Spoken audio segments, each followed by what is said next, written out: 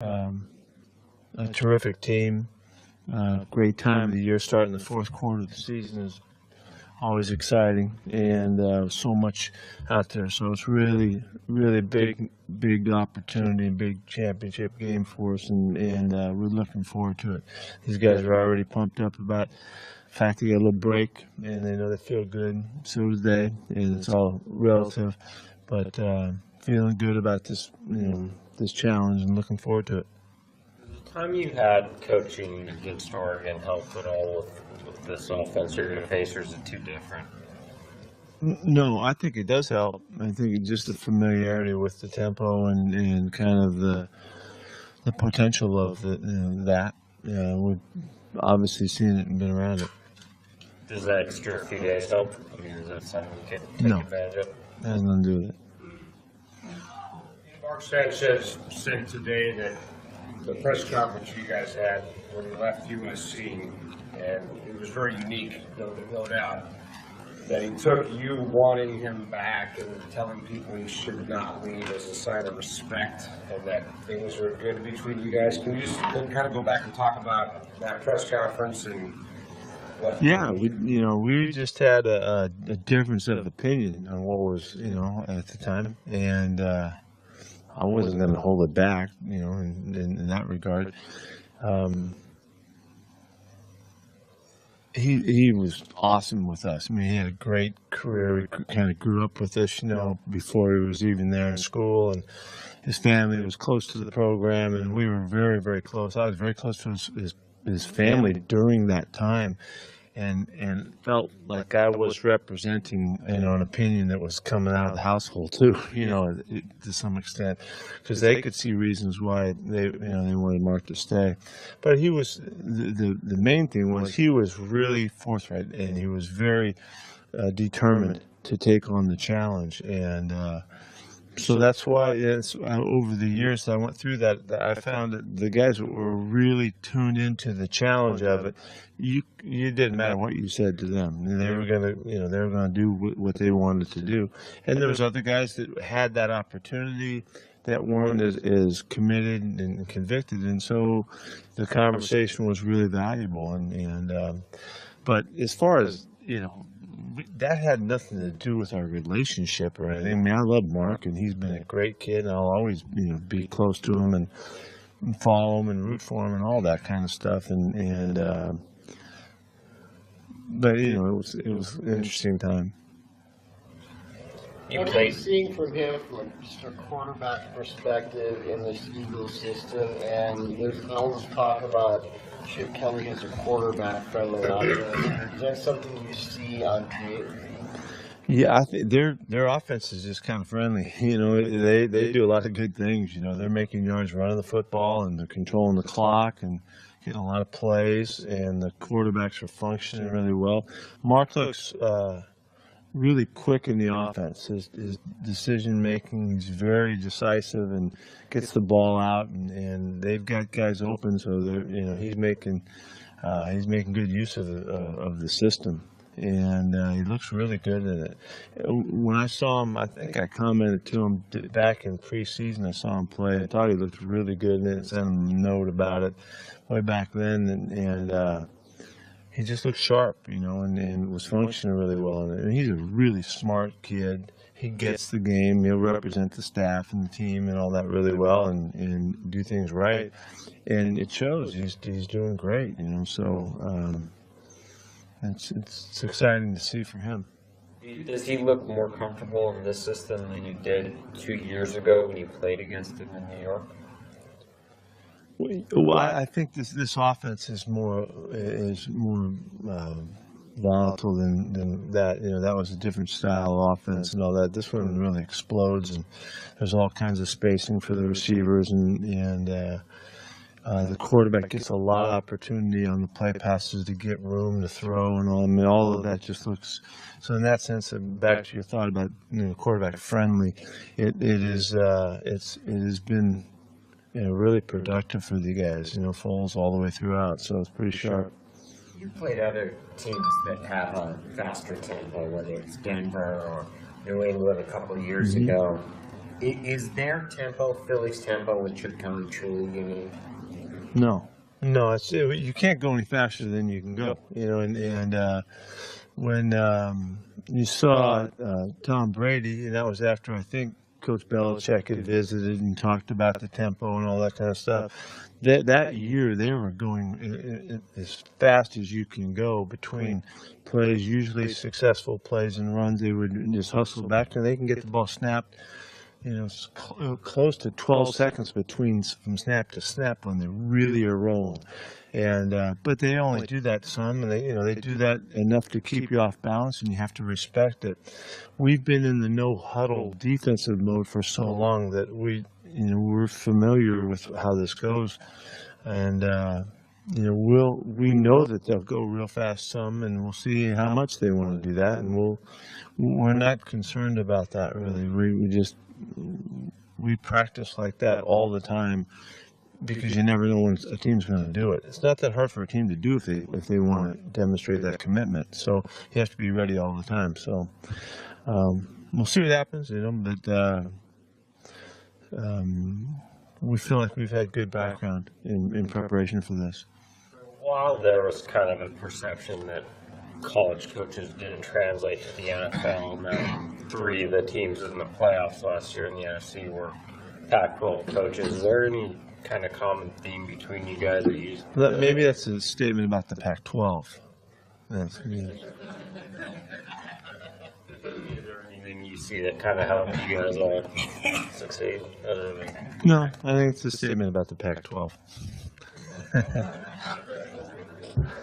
No, I think coaches can coach on any level. They just have to work to adapt. It's our game isn't that much different. It's not as different as you might think, and Chip's demonstrated that. I think he's done a great job of illustrating, the flexibility in his style and all, and it's not a college offense. It's an offense that comes out of college, and it certainly applies here. And I think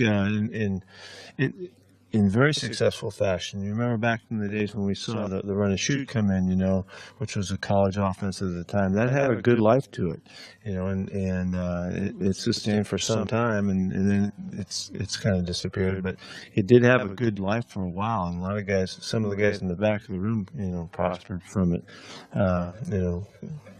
quite noticeably. Maybe a guy in the back of the room, not some guys. There's only one of them. That's right. Can you fill your open roster spot yet? No. We haven't. People will talk about the need to control tempo. You guys like to play a more methodical, sort of run-based offense. When you play a team that likes to go faster like this, does it become important who can hold on to the ball? Well, teams that want to play fast, back in the day in the old K-gun stuff, we used to play against that for years. And you wanted them to sit on the bench some if you could keep them down because they were so productive and prolific at the time. And it felt like there was, a factor in there if you could, to keep them off the field. But that's just because they were so explosive and so good. I think that still applies, That's not why we play like we play. We play the way we want to and the way we like to. But any offense that winds up sitting on the bench instead of getting on the field, that tends to work on you if it's obvious. It's not generally that obvious, but we'd love to hold on to the football all day long if we could. After Mark Sanchez, after what happened in New York, did you talk to him or did you sense any disappointment or? Sure, we did talk throughout, from time to time. I thought it was really difficult. I thought they did a great job with him in his first couple of years to protect him and give him a chance to grow as a quarterback. And they won, enough games to go long into the playoffs. And then just things changed over the years, and their team changed and all that. And The new quarterback came in and made a big hubbub about that, and it was really a very difficult situation for a QB, you know, with all of the media and all that went around it, and that's in New York as well. But Mark hung through all of that. He was tough about it. He had a good mind about it, and was, you know, trying to take full advantage of the opportunity. But it was great to see him get a new chance, and I was really excited for him to have an opportunity to play for these guys, because he fits, and it looks very comfortable for him. Like, he can do good things and help his team and all. So we stayed connected throughout all of that time. Joke the other day about the meeting when Chip Kelly was up here about, you know, maybe you guys told each other stuff, but do you have to be guarding those when you bring coaches in, because you never know when you might see them? Or... Yeah, you don't know who the guy's best friend is sometimes, you know. So yeah, you do have to be careful about that. We scrutinize, you know, carefully there. That's why he didn't realize it, but when our coaches were talking to him, they always stood away from the field, so he had to look away from the field, so he didn't get to watch. Did you have a hunch then that you'd see just him? Competing, you know, there's strategy there. Do you have a feeling you'd see him at this level eventually? You know, I don't know. I can't remember that back in the time, to be honest with you, but there's no reason why I shouldn't have thought that. Call of recruiting Chris Polk to USC, and did he has he kind of become the player you thought he would have? Who? Chris Polk. Oh, Chris Polk, yeah. You know, yeah, I've got right there dinner in the front room stories about that one, you know, yeah, we really wanted to get him at SC, and it just didn't work out, you know. Families involved and all that kind of stuff, you know. You got to win them all over. I didn't get the mom on that one, so I didn't. You guys usually, if you win the toss, elect to defer. Given you mentioned the possibility of keeping the opposing offense on the bench, would you elect to receive possibly this game? We pretty much have our way of playing, you know, and we're going to do what we do, and there's always circumstances that can change that, you know, and there's conditions that can factor in. How unique is the Darren Sproles challenge? There's not a lot of guys like him in the NFL. Yeah, he's a great player. He's a phenomenal player. You know, to see him have such, you know, he's averaging 6'8" a carry or something right now, and he's second in the league in punt returns too, you know. He's just a magnificent football player, and it would be fun to be on anybody's team. And you know, a guy like that can do so many special things, and he always plays with such great energy, you know, because he's so quick and fast, you know. That he's a big challenge, and we know that they respect his special talents and they utilize him accordingly, and so we have to really be tuned into that, because he's a guy that can break that game open at any time. And their other running backs not too bad either. Yeah, you know, you're going to see some shaking and baking in this game for those guys now. They got it. Yeah, I was talking to Chris Richard today. I can't believe how we missed, you know, how did we miss Shady way back then? I don't know how we missed him in recruit. He wound up going to Pitt, you know, and shoot, I don't know how we missed that one, but we did. I hope he doesn't feel like he has to pay us back in this one. Well, they're very solid. They're very active up front. They're causing a lot of problems. You get a lot of sacks, a lot of activity. Barwin's been all over the place. They're a nice group, you know.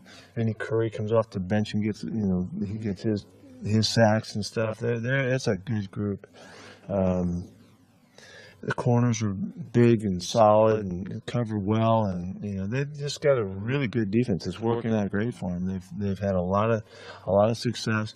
They've been in games where they've been hit a lot, and so you kind of see some of the yardage is a little bit inflated. Been a lot of passing yardage late in games on them, but they're very stingy and very difficult. What are they doing to create so many turnovers? They're really active. You know, it's a very athletic group. Like I said, they're all over the place. They attack well, and they have had a very effective pass rush, which always is at the heart of that. You know, so they've been a problem for a lot of teams. They play some really good football games and good teams and play them really solidly. Sanchez mentioned this morning you watched the Super Bowl and he saw right away that you guys were going to blow out Denver because he said he always does well with time to prepare. And I'm just wondering, was the time to prepare the extra days you got prior to this game, is that helpful for? Yes. I'm going to just go along with what Mark thinks. What kinds of things help get done when you have extra time? You just have, you know, additional time to analyze, you know, and all that's in every way. It's for yourself, the self-scout opportunity that's available. You just get additional opportunities to keep looking and seeing things, and you know, if your group, your staff communicates well, then you can usually take advantage of that. That's why I've always found you can take advantage of the extra time, because you just get more in-depth look, and that doesn't mean it always helps you, because you have to utilize that information. But I don't know, we've always felt like, you know, we like the extra time when we get it. Both Brian Walters and Doug Baldwin were returning punts for you last game. How do you handle that? Is it still Brian mainly there, or mix them in? We'll go through the week, and those guys are always competing for that, and you know, we'll see at the end of the week how that turns out. How's Cooper Health at doing at this stage? He won't practice today. We'll see. He's a day-to-day shot. I don't know. You know, he'll have. Really Thursday, Friday, he's going to have to do something for us to show us that he's getting back before game day. You know, I don't think we can wait all the way to game day in his situation, but we'll see. We don't know any more than we know right now. You need more of an update on Max Unger? Max is improving. This morning, talking to him, he's getting encouraged that he's making a turn here. He won't practice today. And Jeremy Lane still on the track? Yeah, he's practicing today, so we'll see how he handles it. Is Philly's passing offense unique in the amount of stuff they throw at you, just route-wise, or is it just the sheer repetition that seems to overwhelm defense? No, it's not in the volume of stuff. They have really strong beliefs in what they do, and they're a big commitment to their passing game and their style and concepts and things. They execute really well. They take advantage of their play actions and get the quarterback a lot of room that gives their guys extra time to get open and stuff. They have nice averages when you look at their receivers, and they're very productive and a lot of numbers and stuff. What I like best about it is their commitment to their offense. So you can really see that, you know, Chip has really strong beliefs, and it shows up. You know, I always like seeing that. You know who they are, and they're going to run their offense at you. They know it so well. They know how to take advantage of what you know. You know, it's a real nice it's a real nice approach they have.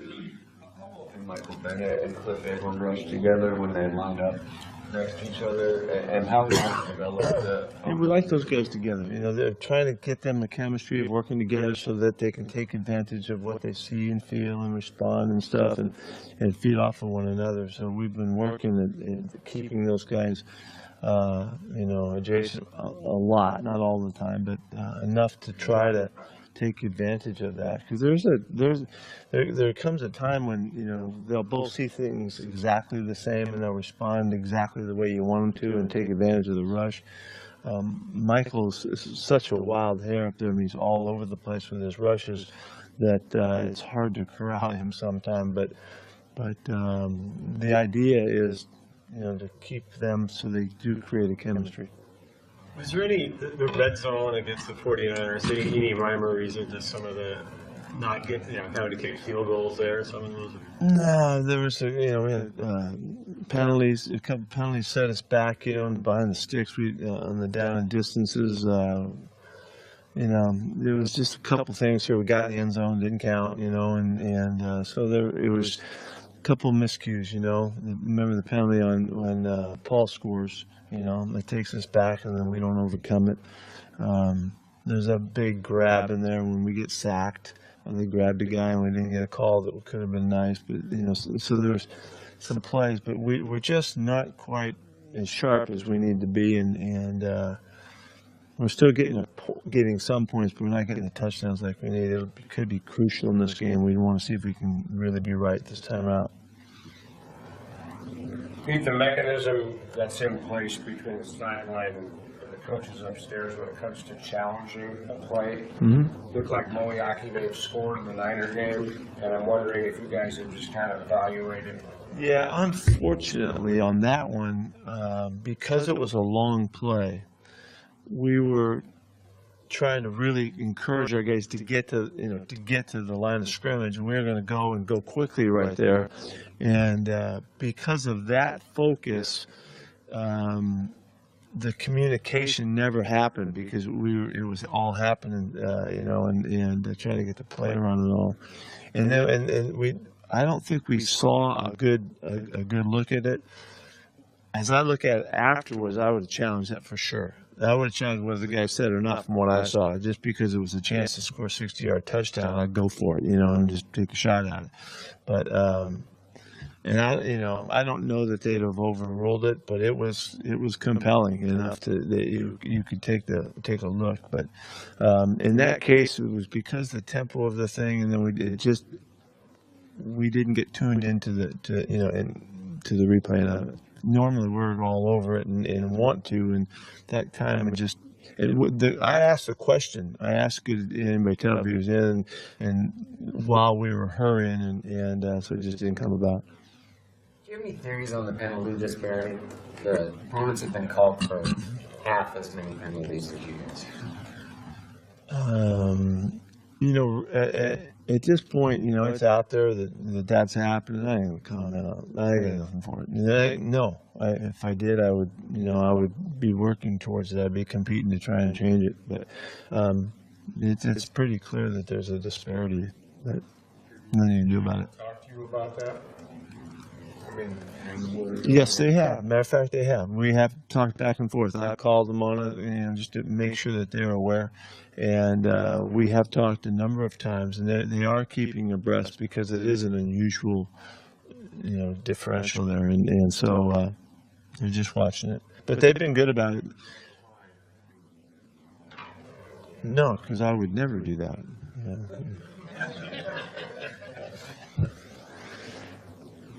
Anything else? Thanks.